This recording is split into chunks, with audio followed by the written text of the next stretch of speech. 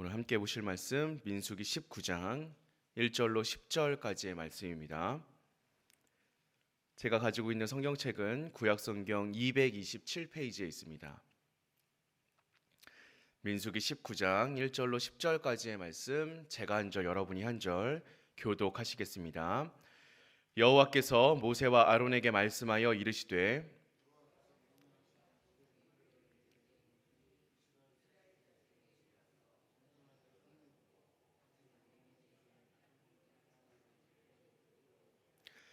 너는 그것을 제사장 엘르아살에게 줄 것이요 그는 그것을 진영 밖으로 끌어내어서 자기 목전에서 잡게 할 것이며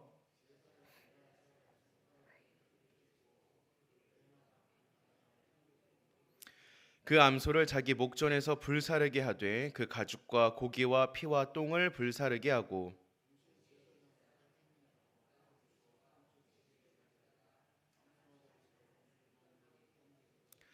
제사장은 자기의 옷을 빨고 물로 몸을 씻은 후에 진영에 들어갈 것이라. 그는 저녁까지 부정하리라.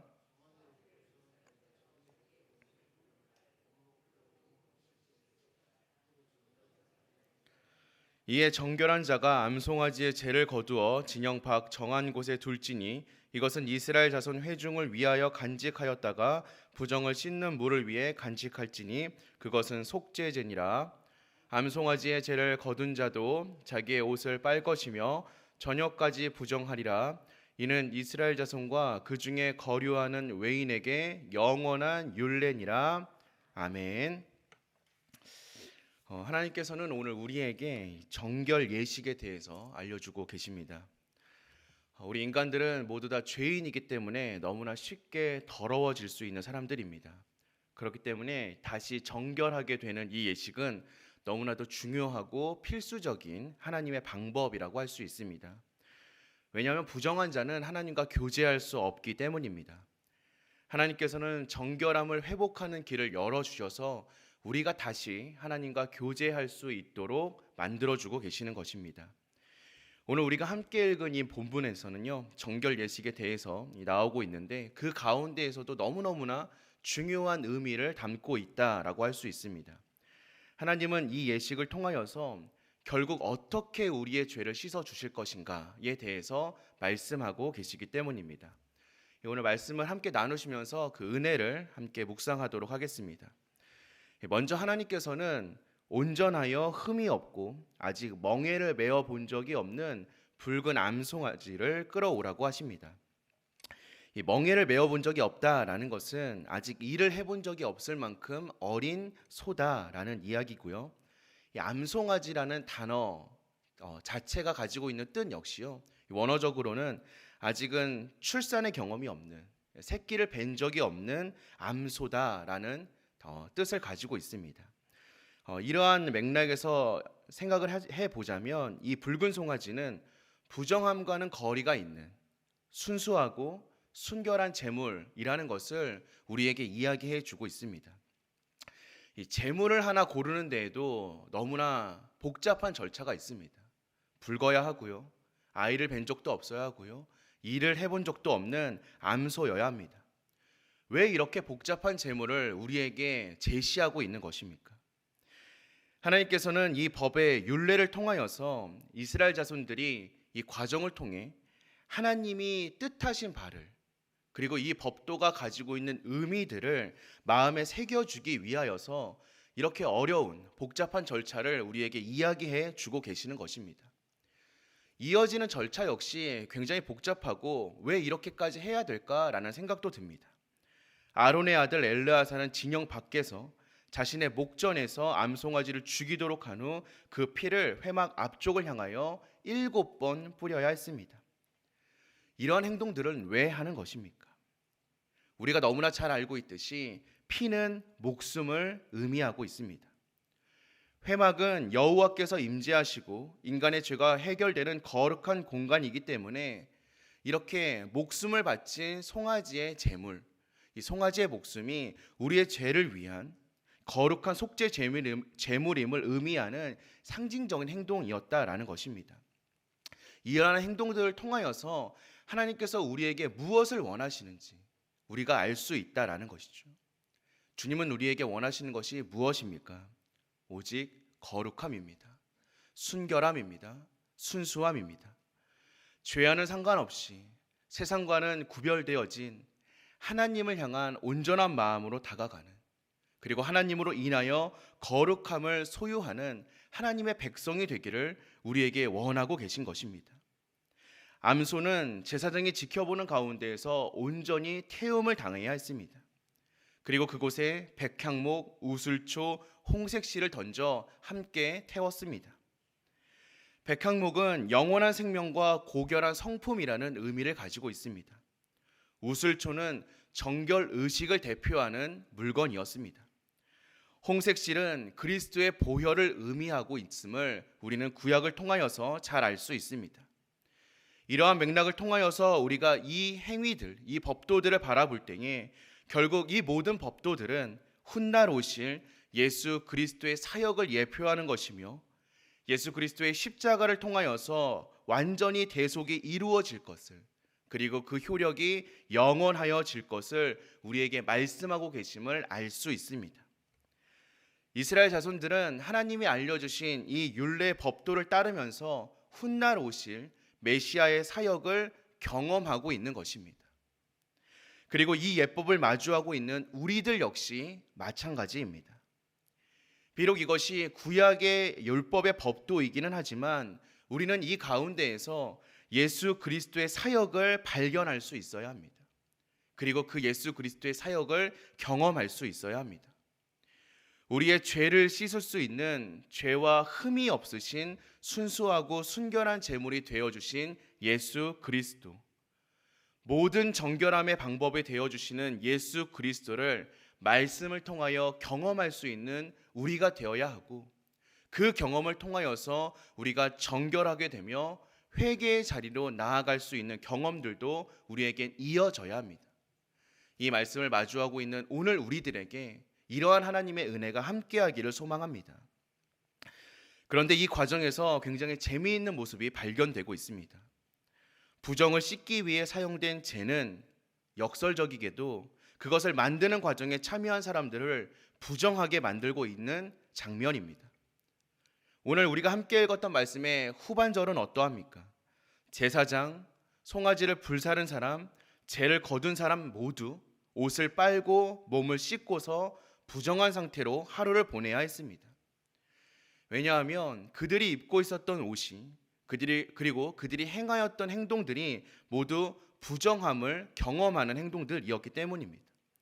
옷은 부정함을 흡수한 것이기 때문에 빨아야 했고요, 부정함을 가까이 했기 때문에 그들은 몸을 씻어야만 했습니다. 저녁까지 부정한 채로 놓여져 있어야 했습니다. 왜 그렇습니까? 하나님은 이러한 과정을 통하여서 죄를 씻는 것이 얼마나 어려운 것인가를, 얼마나 힘든 것인가를 우리에게 알려주고 계신 것입니다. 정결하게 한다는 것은 아무런 희생도 없이 얻어질 수 있는 값싼 것이 아니라는 것을 우리에게 알려주고 계신 것입니다. 죄의 권세는 너무나 강하고 너무나 집요합니다. 심지어는 모든 과정을 지켜보았을 뿐 직접 소를 잡는 일에 참여하지 않았던 제사장까지도 옷을 빨고 몸을 씻고 하루를 부정한 채 보내야 했습니다. 죄는 이토록 집요하고 죄는 우리가 망할 때까지 떠나려 하지 않습니다. 우리의 틈만 보이면 죄는 그 틈을 파고들려고 지금도 노력하고 있습니다. 그러므로 우리는 죄를 절대로 가벼이 여겨서는 안 됩니다. 죄를 씻기 위하여서는 이렇게 많은 희생의 절차들이 필요하기 때문에 우리는 죄가 얼마나 두려운 것인가를 알 수 있어야 합니다. 부정한 것을 정결하게 하실 수 있는 유일한 힘을 의지하고 그 방법을 따라가야만 죄가 깨끗해질 수 있음을, 정결하여질 수 있음을 우리는 기억할 수 있어야 한다는 것입니다. 하나님이 알려주신 방법이 아니고서는 우리는 정결하여질 수 없습니다. 깨끗하여질 수 없습니다. 우리의 힘으로는 불가능하다라는 것입니다. 우리의 방법으로는 부족하다라는 것입니다. 오직 하나님의 법을 따를 때에만 가능합니다. 우리들은 지금 어떻게 살아가고 있습니까? 이 세상을 살아가며 우리는 죄를 마주하며 어떤 마음을 가지면서 살아가고 계십니까? 그저 착하게 살면 되지. 그저 죄 안 짓고 죄를 미워하는 마음을 가지며 살아가면 되지라는 가벼운 마음으로 이 세상을 살아가고 있지는 않습니까? 하지만 사랑하는 성도 여러분, 성경은 우리에게 분명히 얘기하고 있습니다. 죄인된 우리들은, 그 죄를 바라보고 있는 우리들은, 그리고 죄를 깨끗하게 하는 방법에 참여하고 있는 사람들까지도 부정할 수밖에 없다. 부족할 수밖에 없다. 완전할 수 없다라는 것을 우리에게 말씀하여 주고 계십니다. 우리가 죄에서 멀어질 수 있는 방법은 우리의 힘으로는, 우리의 방법으로는, 우리의 생각으로는, 우리의 의지로는 아무것도 할 수 없음을 성경은 분명하게 이야기하고 있습니다.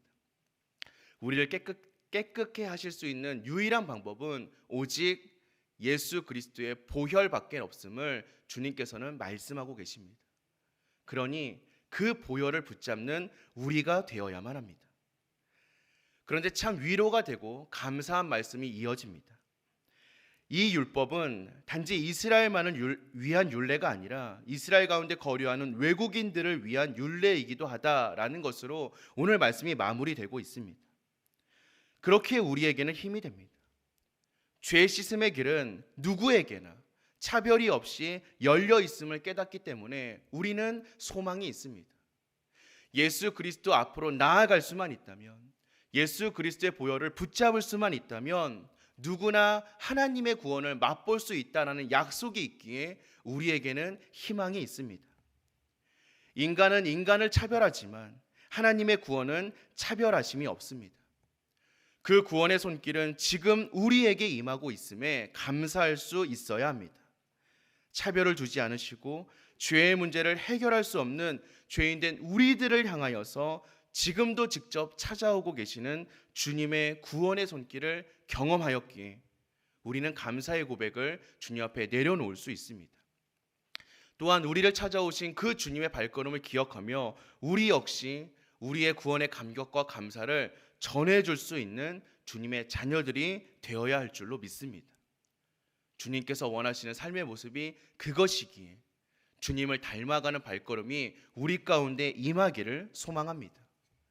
말씀을 정리하도록 하겠습니다. 사람은 누구나 살아가면서 부정해지는 것을 피할 수 없습니다.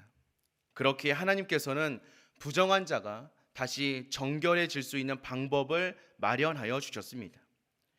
우리에게는 말씀이 보여주고 있듯이 부정함을 씻을 물이 필요합니다. 붉은 암송아지의 죄는 이 일을 위하여 준비된 것이었습니다. 그러나 송아지의 죄로는 우리의 죄를 완전하게 씻을 수 없었습니다. 온전한 자유를 우리에게 줄 수 없었습니다. 송아지로는 우리의 궁극적인 해결책이 될 수 없었기 때문입니다. 오직 우리를 위해 피 흘리신 예수 그리스도만이 우리를 정결하게 씻을 수 있는 유일한 물이 되어 주십니다. 말씀 앞에 설 때마다 우리는 우리의 죄의 무게가 얼마나 큰 것인지를 깨달을 수 있습니다. 우리의 죄가 얼마나 큰 것인지를 깨닫고 또 깨닫는다면 하나님의 은혜의 깊이가 얼마나 깊은지를 다시금 묵상할 수 있습니다. 우리를 위한 예수 그리스도의 희생이 얼마나 감사한 것인지를 고백하지 않을 수 없습니다. 오늘 이 기도의 시간을 통하여서 우리를 구원해 주시고 우리의 죄를 대속하여 주신 예수 그리스도의 사랑을 다시금 느끼시는 하루가 되기를 소망합니다. 그토록 어려운, 그토록 복잡한 방법을 통하여서만 가능한 이 죄 씻음을 행하여 주신 주님의 손길을 기억하면서 또다시 죄의 길로 걷지 않기를 고백하는 우리가 되기를 주님의 이름으로 간절히 소망합니다. 우리 함께 기도하겠습니다.